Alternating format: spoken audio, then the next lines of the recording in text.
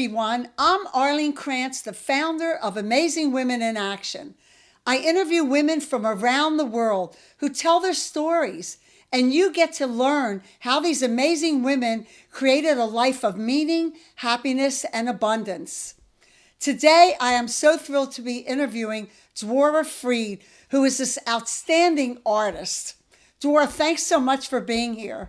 Thanks for having me. I've seen your work for so many years and seen you when you've had exhibits all over the world. It's very exciting what you're doing. But when you were a little girl, did you like art? Did you know from the time you were little that you wanted to be an artist? Well, some friends of mine actually remember that I used to make caricatures of the teacher and draw them and make everybody laugh. I don't really have a clear memory of that, but apparently I always was doodling and drawing and painting. But in my family, my mother was very, pro going to museums and galleries, but my father thought of it as a hobby. You can do it, but don't do it for real. And I never thought that I would actually become an artist eventually. It was kind of a development that happened slowly and took over, because if you are an artist, you can't not be an artist. It's almost like, you're trapped in your own destiny. It's like it's there. You can't get rid of it no matter what. Exactly. And also, you had an experience when you went to see your mom in Australia. I mean, Austria. I'm saying Australia, Austria. Yeah.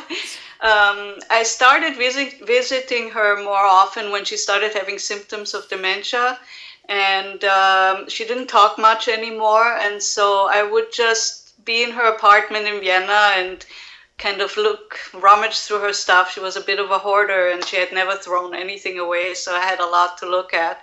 Old photographs, old magazines, even shopping bags from the 50s. And then I went to IKEA and I saw these boxes, little wooden boxes with glass fronts. And I thought, oh, maybe I'll make a memory box or something like that. I didn't really think that it was going to turn out to be a turning point in my art, because before that I had made collages.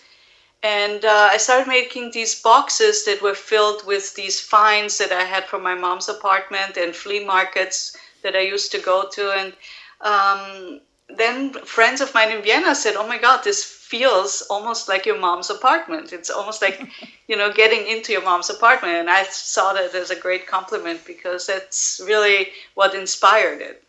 So you said that was a turning point. What Yeah, happened? only boxes for the last 10 years, pretty Oh, much. And all the boxes are identical size, and, you know, kind of the theme of them are basically growing up as a little Jewish girl in Vienna and feeling pretty much as an outsider no matter where you put me. I kind of never belonged. I was never patriotic. I was never religious. I was a lesbian. I really didn't fit in anywhere. And so the boxes are kind of reflecting that feeling of alienation and outsider. I mean, when you first look at them, you think it's like, oh, how cute. It's a dollhouse. It's, it has little furniture and dolls and so forth. But once you kind of start looking a little more into them, you see that I was a very disturbed child. so you were telling your story through your boxes. Yes, yes. The beginning was very autobiographical. And now I'm kind of starting to move more into what it's like to live in Los Angeles, which also was alienating in the beginning, because nobody really belongs here. So, it's a process. But I like working in very small spaces, because it really highlights it much more. So when you were growing up, who was your idol? Did you have somebody that was your inspiration? Well, I have to say, my mom was a Holocaust survivor, and she really didn't talk much about it with her children. She started talking about it more with her grandchildren, but I always thought of her as a hero. That Oh, that she must have been an amazing strong woman to be able to survive it and to create a life for herself, and to be she was a very powerful, inspiring woman, even though she didn't have a job or a profession. But I always saw her as much stronger as my father, because I felt like she was running the show. Isn't that the truth? A lot of women are running the show. But did you find that did she know she was an inspiration to you? No, I don't think so. I mean, it was interesting. She was interviewed by the Steven Spielberg interview Shoah Foundation, right. And she really talked a lot about how much she admired me as an artist, and nice. She showed my pictures and the portfolio that I had given her as a gift once. And I was so surprised, because she really had a very hard time showing her emotions and talking about feelings. And but in my family, my mother was almost like, do not criticize her because of what she went through. Do not make her upset. So nobody really confronted her about any of the stuff that we knew about her. And so when I saw that, I was really impressed, to say the least. So it shows that she was proud of you, but you didn't even know it. Right, exactly. So when you were growing up, you kind of had to walk on eggshells around her to be careful. Yes.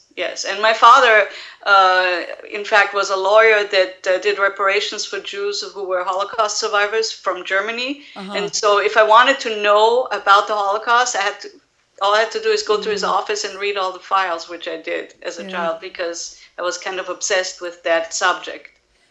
I think a lot of people who survived the war, the Holocaust, that they had a hard time telling anybody because it was so painful for so long.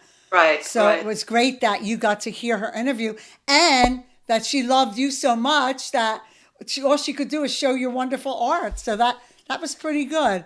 So so growing up and wanting to be an artist, was there anybody in the art field, a particular artist that was an inspiration for you in doing your work? Well, I always liked the surrealists, and Louise Bourgeois, for example. I just loved art that didn't make sense, because in my life, nothing really made sense. Even if people explained to me things and tried to figure it out, I never felt that any of it made any sense. The more I got into analyzing my mom's past and the Holocaust and the reasons for it and how different people survived, it just never made any sense. The stories kind of, they go in weird directions, and then you end up sitting there and saying, I didn't understand any of this. It doesn't make any sense. And so for me, the surreal artists were expressing the most this image of a life that doesn't really make sense, but that also allows you to have a sense of humor about it. That combination between tragedy and comedy. That is what really attracted me to the surrealist artists. That's interesting, because if you don't have a sense of humor, life is not very good. You have to be able to laugh at the hard times as well as enjoy and laugh at the good times. Right, exactly. So the surrealism. My house, we always, it was almost inappropriate, but let's say we would go to a restaurant and my mother would always complain about something, and my father would say, why, was it much better there? Was the food much better there? Things like that. That's the kind of sense of humor that I grew up with. Well, that's good, because that helps you in your life as you go along. And I'm sure a lot of the women that are watching this have had the same experiences that you did. Even if it's not a Holocaust experience, it's still things that happened in their life that didn't make sense, and right. Through their own humor and knowing, learning who they were. So how did that help you in learning who you were? Well, I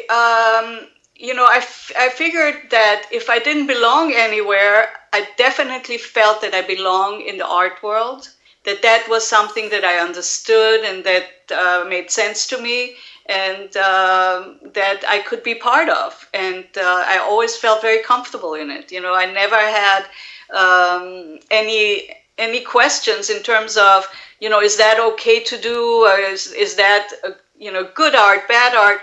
there were no mistakes in art. You know, you could do whatever you wanted. The freedom that it allowed was also very appealing to me. Yeah, I was just going to say it's the freedom to create.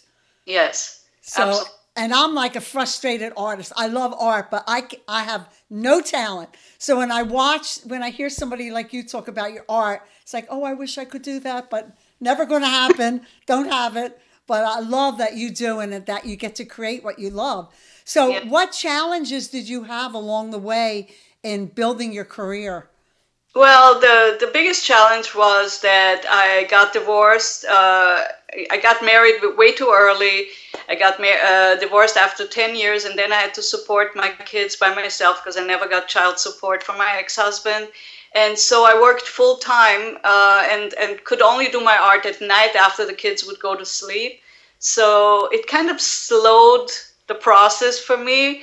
I got that sense of time is running out and I'm not doing enough, but Yeah. just life takes over. It's like you have to kind of go with the flow and try and do what you can do when you have time for it.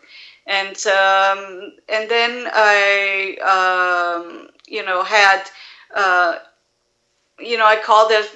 I call them life interruptions because things happen, tragedies and losses, and that kind of stops you also. But for some reason, I always had that urge to go back to the art, and I think it also helped me overcome a lot of difficulties. So while you were raising your children and working to make Right. ends meet as a single parent now, that art was always there, that no matter what, you still were Exactly. drawn to art.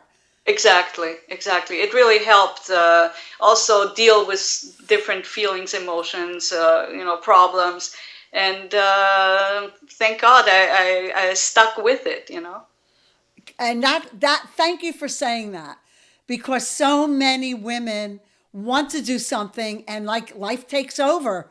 Right, It's to be successful, it's not a straight path.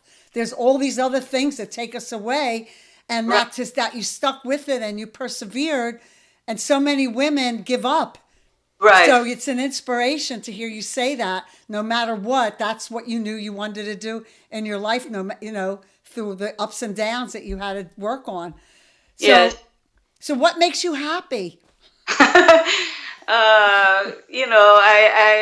I consider myself very lucky that I've been married to the same woman for the last 34 years. Wow. We have two more children together, and I can afford to do my art full time now. Took 60 years, but still, it's never too late. And, I feel that I've had a lot of successes. And, I had a solo show at the Jewish Museum in Venice, Italy. And then I had a solo show in Vienna, which was very, emotional for me because it was work that I presented in Vienna was very critical of the Austrians and of Vienna and my feeling of, you know, basically everything the Austrians did to whether it was the Jews or any other minority. And I had five pieces sold to an Austrian Viennese museum for their permanent collection, which was incredible because now I feel the irony is that now I am part of Vienna, even though I always felt like I was never part of it. So, and then in Los Angeles, I feel also very lucky to have had over 10 exhibits this year alone and in different places. And, things are going well. So I have to knock on wood. Yeah. I got a chill when you told me that you sold five pieces for the museum in Austria. I got a whole chill went through my body. Yeah, Consider. it was very strange because it was on the last day of the exhibit, and this stranger came in and said, "Excuse me, but can you explain to me a little bit what your art is about?" And I just, I love talking about my art with strangers, especially. And so I, kind of walked him from box to box, and I told him this is about this and this is about that, and he bought 5 of them, and only then introduced himself to me. Oh, no kidding. The head curator of the Viennese Museum. That was really exciting. So do you still have family in Austria? Yeah, my sister and her husband and my nieces, although my nieces are already grown up and they now live in London. They studied in London and live in London right now. But my sister and her husband are still living there. And how did they feel that their sister was coming to do this art show? Where they sort of... My sister was very excited that, she drummed up all her friends and acquaintances, and the opening was like the whole Jewish community of Vienna was at the opening. It was very exciting. I actually saw a lot of it on Facebook because I'm on your Facebook, great. And I saw a lot of the posts that you put there, so that was exciting. So yeah, now the head rabbi of the Jewish temple bought one of the boxes because it was about being. It was called Oberrabbiner, which means I kind of made it into a joke, and I wrote Uber Rabbiner, like the Superman of rabbis, and he really wanted that one in his house, so he bought it. Oh, very cool. About that one. So I hear that you have something exciting that you want to do in LA. Well, yes. I just submitted to a gallery that I wanted to make a life-size box as part of the exhibit, where the small boxes, which are only 8 by 12 inches, would be on the wall. And then in the middle of the gallery, there will be a life-size box where people can actually be part of it and sit down in a box and see what it's like to sit in it, So you have to cross your fingers and hopefully it will. I'm sure it will happen. I hope so. I think that's exciting that it's like interactive art. Yes, you can actually be part of it. That would be so great. Yeah, I'm really hoping that it will happen because you can't start making a life-size box unless you have a place to put it in. Exactly. By the way, I don't know if I can show one of my boxes. Yes, please. Let's show you. Let's is. I just wanted to show you one of the boxes that I made for the Vienna exhibit. And it's, I don't know if you can see it. Yeah, we can see it. It's basically, in the background is a photograph of Auschwitz. And there are these Christmas balls hanging from the ceiling. My mother always was telling us that the Nazis used to celebrate Christmas in the camps. And so she would see these beautiful Christmas trees. Wow. Lit windows. And so I wanted to kind of reflect that feeling, that dichotomy between the horrors that happened there and the celebration during Christmas for the Nazis. So. Now we can really see the meaning that you put into your boxes. All right, thank you for letting me show this. Yeah, no, we talked about it and I forgot about it. Thanks for bringing it up. No, it's really interesting because, whenever I see collages or something in a box, I always wonder, I love what people put into it because it expresses who they are and what really the meaning of life for them. And that's how I kind of say, it's almost like tattoos. I think it's so interesting what people put on their skin that reflects something that happened. Somebody died that was important or something in their life that they wanted to do. Yeah. Well, and also one of the reasons I like the boxes is that when you walk into a gallery and you see a box on the wall, you can't just walk through it quickly and leave unless you don't want to see what's in there. Mm-hmm. You have to get really close to it and you have to look inside. And so it kind of forces the spectators to get near the art and really take it in one by one. And that's one of the things that I really like about them being so small. And also I have to say, so many artists do so many big paintings and we only have so much space on our walls. So I'm happy that you're doing small pieces that are meaningful, but that we can put anywhere. Right. On a little bathroom wall, you could put them on, in your kitchen, you can put them where you work, something that's small, but that's so meaningful that you want to look at it every day. And every time you look at it, you see something different in there. Yeah. That's the other thing I like about the boxes. Yeah, it's very interesting to hear what other people see in them. They really mean different things to different people. Yeah, because I was thinking that it's like, looking at a shell or the clouds, you look at a cloud, somebody sees something different than somebody else within the cloud. So that's great. Well, I thank you so much for this interview. And I'm so excited to hear when you do this live exhibition. And when that happens, I think we're going to be there live to do an interview with you and talk to the people that come in. That would be so cool. That would be great. So for everybody that's watching, thank you, Dwora Fried, for sharing yourself and your stories. It was extremely meaningful today. And you can follow. We're going to give Dwora's information, and you can go to her website and see more of her art. So thank you again, dear. Thank you, Arlene. Thank you. Happy New Year. Bye.